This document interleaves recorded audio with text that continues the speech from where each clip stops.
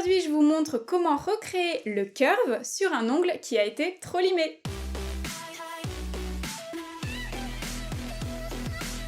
Salut YouTube, j'espère que vous allez bien. Je vous souhaite une bonne année à tous et j'espère que vous avez passé de bonnes fêtes. Dans la pause du jour, je vais rattraper des ongles qui ont été mal limés grâce au polygel. Et en bonus, j'ai posé une nouvelle fois des bubbles roses. Je vous montre tout ça. Ça fait 9 semaines qu'on ne s'est pas revu avec ma cliente. La pose a bien vieilli, on est contente, mais en raccourcissant, ma cliente a trop rogné l'assise de l'ongle de chaque côté. Je vais donc les corriger et recréer une architecture correcte. Mais avant, je retire l'ancienne couleur à la ponceuse. Et j'en profite pour enlever de la longueur tout de suite, c'est plus simple de s'économiser de l'énergie en se mettant d'accord dès le début pour pouvoir anticiper le travail à la ponceuse plutôt qu'à la lime. À cette étape, je trace de longues bandes de haut en bas pour retirer la couleur rapidement et surtout proprement pour ne pas creuser l'ancienne construction. Et quand je m'approche de l'ongle naturel, j'oriente le nez de la fraise dans sa direction parce que la denture est plus fine et plus précise.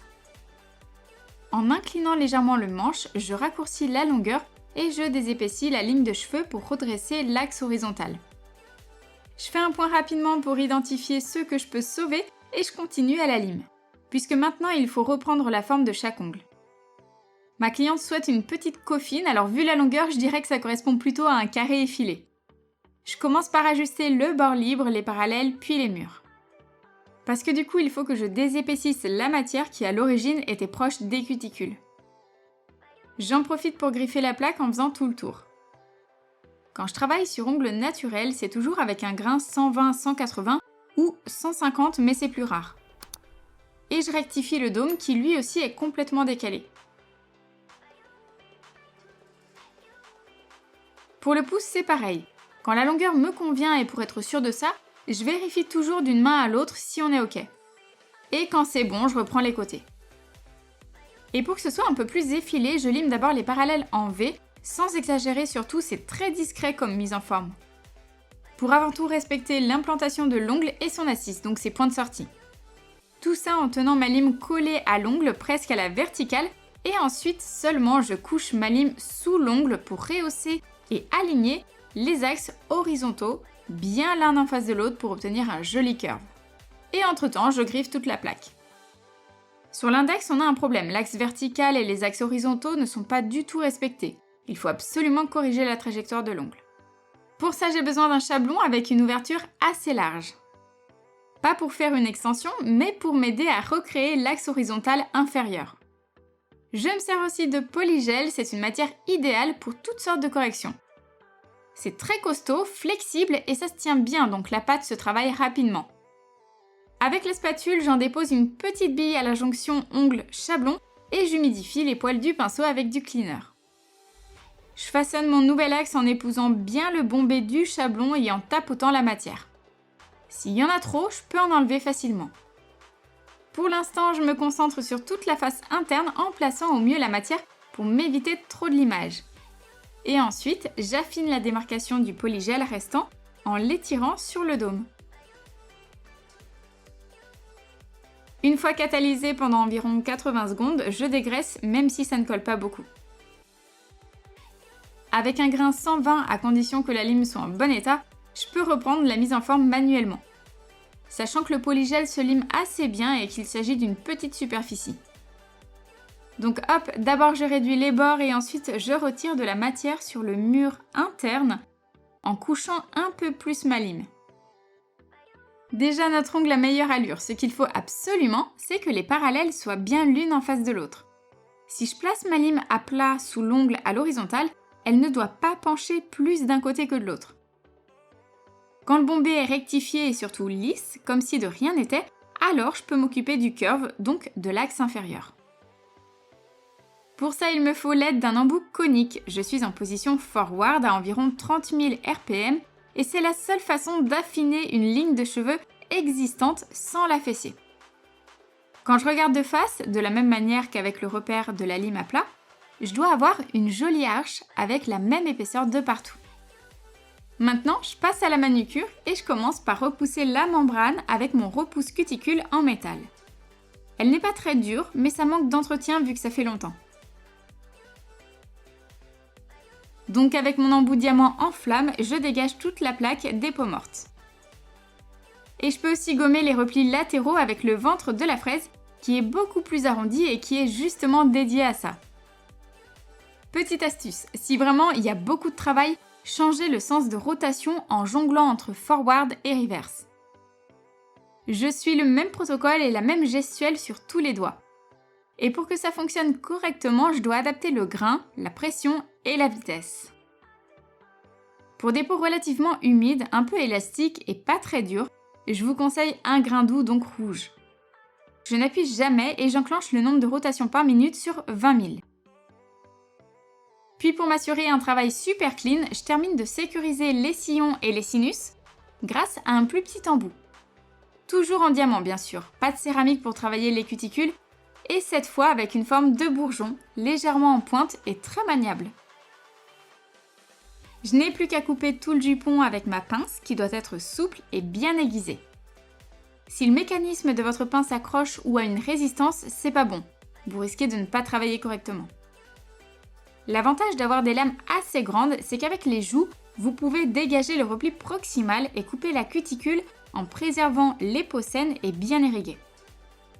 C'est bien pratique aussi d'avoir son repousse cuticule à portée de main. Avant de poser quoi que ce soit, j'asperge les 10 doigts de Nail Prep. C'est un désinfectant antifongique et dégraissant pour la plaque naturelle. Et je m'assure une sécurité bonus avec mon agent d'adhérence, l'Ultra Bond, qui s'applique en petites touches. Ne soyez pas trop généreux sur la quantité, sinon votre base risque de se décoller plus vite que prévu. Avec la rubber base, qui a une viscosité moyenne, on voit qu'elle n'est pas du tout liquide, je travaille en une fois.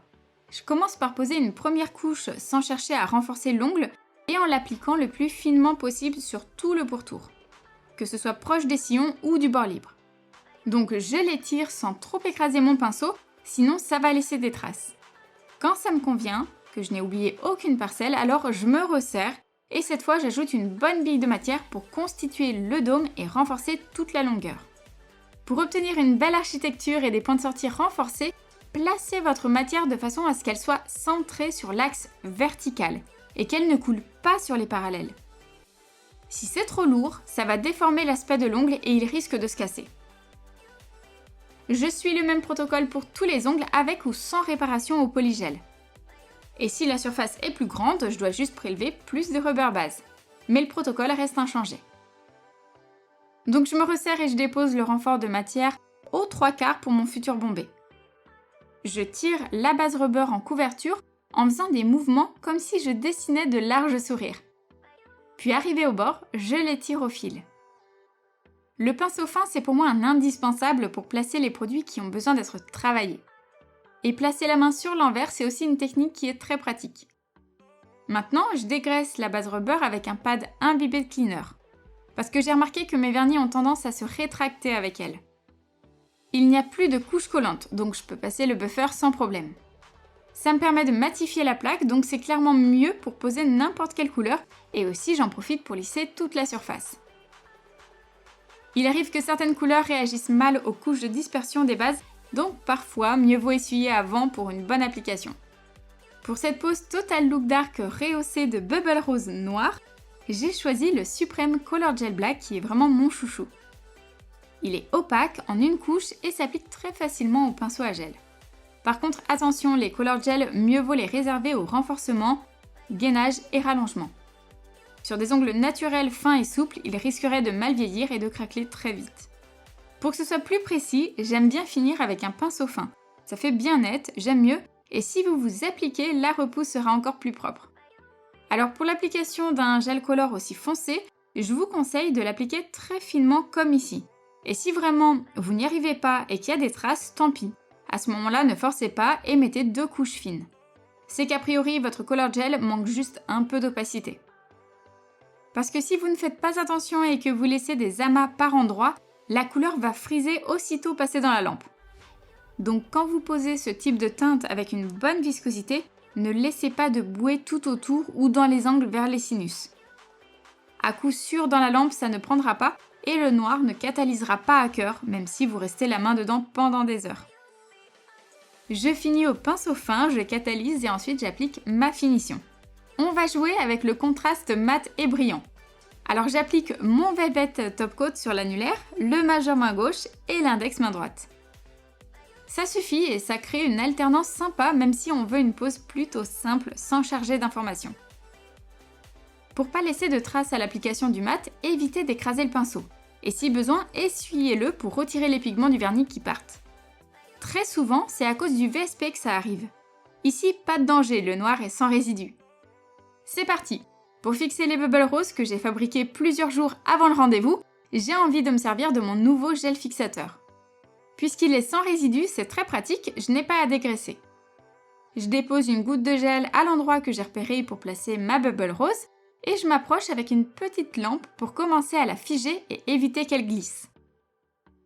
Si vous voulez apprendre vous aussi à créer vos propres bubbles roses, le tuto est dispo sur ma chaîne. J'en ajoute une deuxième, donc je remets du gel fixateur en faisant attention de ne pas déborder sur le mat quand elle sera placée, sinon ça fera pas très propre et ce serait dommage. Un conseil, mieux vaut border après plutôt que de laisser des traces de partout. Sur le mat, elles ressortent vraiment bien et pour le coup, elles se suffisent à elles-mêmes. Mais pour agrémenter la composition, je les marie avec une ou deux billes en métal. Et de la même façon, avant de passer dans la lampe CCFL de 48 watts, j'aime autant la fixer quelques secondes pour éviter qu'elle roule et catalyse de travers. Un peu de rose gold ira bien vu que j'en ai mis dans certaines bubbles roses. Et pour rendre encore plus glossy le vernis noir, je le protège avec mon Top Coat Extreme Shine. Inutile de border, ça ne rendra pas vos poses plus solides et surtout ça épaissira le bord libre qui doit rester fin, le plus naturel possible. J'hydrate toujours la peau autour de l'ongle avec une petite goutte d'huile. Et je masse avec mon pinceau fluffy, ça m'évite d'en avoir plein les doigts. Voilà comment j'ai repris son ancienne pose qui avait été trop limée pour reconstruire toute l'architecture de ses ongles abîmés. Et pour voir les photos et les bubbles roses en détail, je vous retrouve tout de suite sur Insta. Et voilà, ni vu ni connu, sauvetage terminé. J'espère que vous avez aimé cette vidéo. Si vous avez des questions, je suis dispo en commentaire. Si vous voulez recevoir mes conseils sur le métier de prothésiste ongulaire par mail chaque dimanche, rejoignez le club privé. Le lien est en description. Encore une fois, bonne année à tous et nous on se retrouve très vite pour une nouvelle vidéo. Ciao!